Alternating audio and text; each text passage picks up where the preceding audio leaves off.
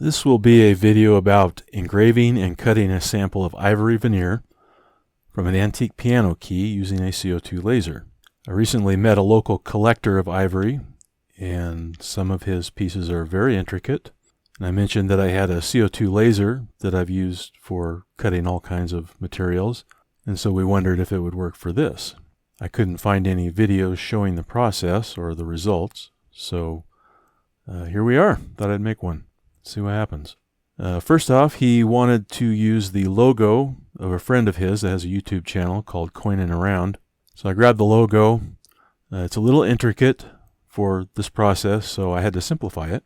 I tried using Adobe Illustrator, tried using Inkscape, a few other programs. It was a total disaster, really trying to automate the simplification of this thing.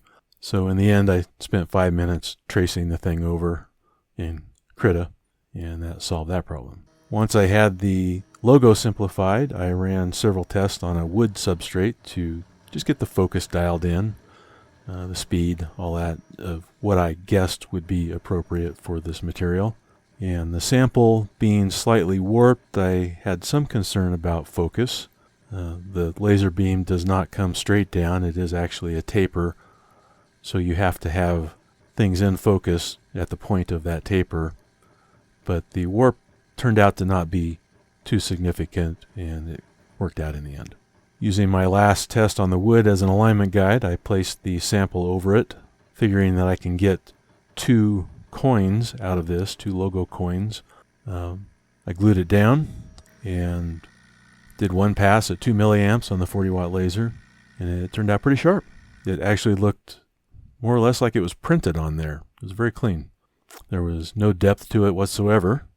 It was just charred in the form of that logo.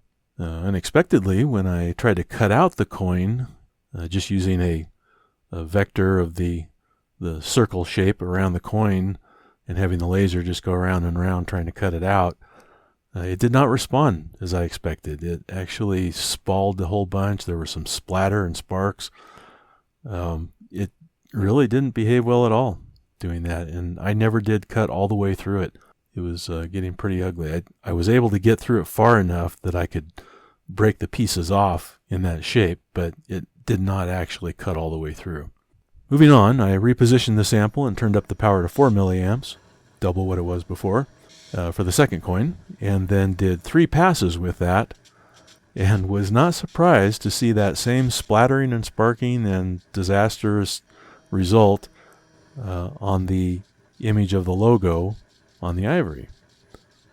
Further, from the extra heat and probably the multiple passes and maybe some slight inaccuracies between one pass and the other with the servos, the second coin also had slightly thinner features in the lettering. That might have been from the inaccuracy, that might have been just from so much power hitting it that it was just charring more. I'm not sure what. It still turned out looking okay. It's just that the surface is very rough, but it has a nice relief. It's very deep. It's a nice deep cut in there. So it's unique. In the end, I'm pretty happy with it. I'm guessing that a CNC would probably be better, some kind of router with a precision bit and positioning. But that warping, I could see that being a problem because a CNC likes nice flat surfaces. And since I had all this set up, at the end I decided to throw a piece of spare rubber in there and make an ink stamp with the same pattern. And then I glued that onto a wine cork, and so now we have 2 coins and an ink stamp.